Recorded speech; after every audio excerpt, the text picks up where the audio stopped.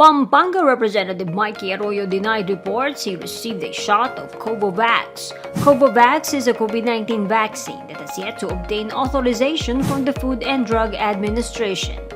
Mayor Charlton Uy of Cabanatuan Isabela revealed in a Facebook video that the son of former President and former House Speaker Gloria Macapagal Arroyo had been inoculated with the Covovax vaccine.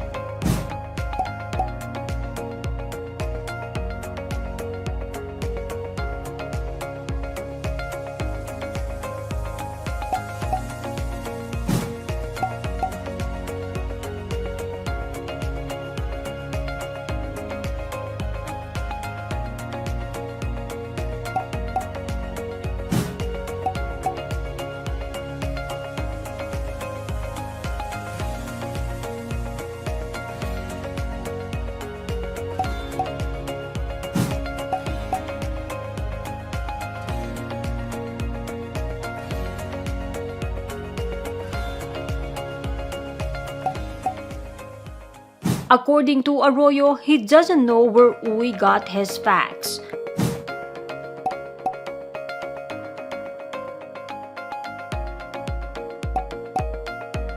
The lawmaker added he doesn't want the issue to drag on. Covovax is being manufactured by the Serum Institute of India and is said to be 95.6% effective against COVID-19.